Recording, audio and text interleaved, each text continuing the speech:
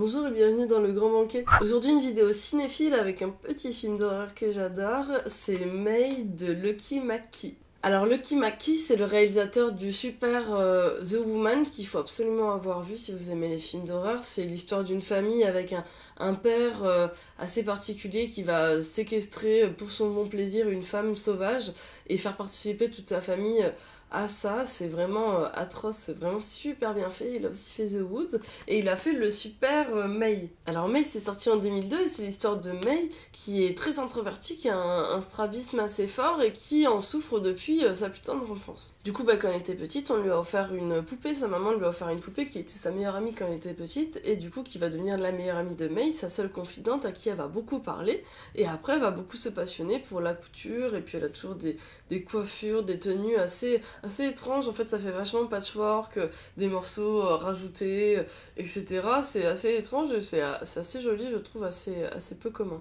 Du coup, un jour, elle a enfin la chance de pouvoir se faire opérer. En tout cas, c'est une chance pour elle, c'est comme ça qu'elle le perçoit. Et elle va se permettre d'aller parler à un garçon qui lui plaît. Le truc, c'est qu'elle a pas tout à fait les codes sociaux, vu qu'elle a jamais eu d'amis quand elle était à l'école, et que là, elle a toujours été seule et a parlé seulement à sa confidente, la poupée.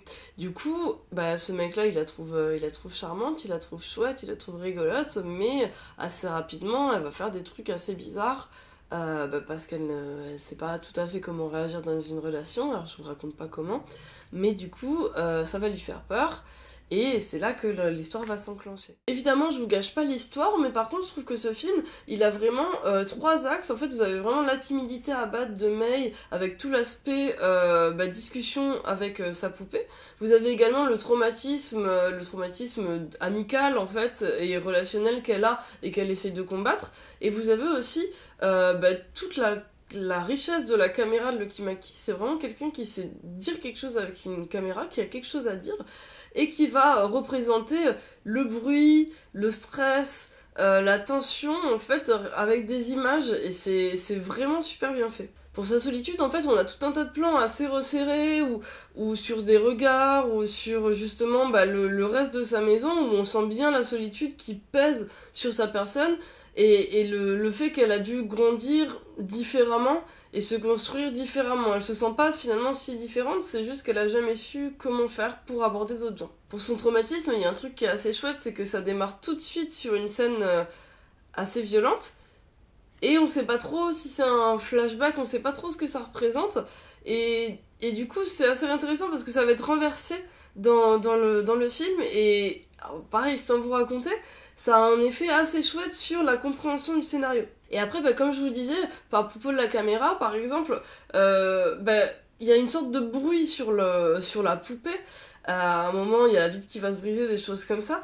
Et là, en fait, sa caméra, sans parler du bruit, de l'audio, va représenter cette crispation qu'on peut avoir, par exemple, avec une craie sur un tableau blanc, quelque chose comme ça. Et il y a vraiment une tension, une horreur, juste en montrant des petits bruits assez simples finalement. Il rend horreur quelque chose d'assez basique. Et sur la fin, on a des jolies scènes d'horreur dont je vais pas vous parler pour éviter de gâcher, mais notamment une scène d'égorgement vraiment super classe, je trouve. Et c'est un film vraiment qui est, alors pas intimiste, mais on est vraiment sur les personnages, etc. On n'est pas sur du gore, sur l'hémoglobine, mais il y a une tension tout le long. Et moi je trouve que c'est vraiment une petite pépite d'horreur, ce film-là. Merci d'avoir regardé cette vidéo, j'espère qu'elle vous a plu, j'espère que ça vous a donné envie de regarder May, voilà, et puis les autres films de Lucky McKee, parce que c'est vraiment un réalisateur génial. Si vous avez des conseils pour moi et les autres gens qui lisent les commentaires, n'hésitez pas à les mettre en commentaire, justement, n'hésitez pas à partager la vidéo si elle vous a plu, c'est important. Et puis moi, dans tous les cas, je vous dis à très bientôt en commentaire et sur la chaîne. Salut!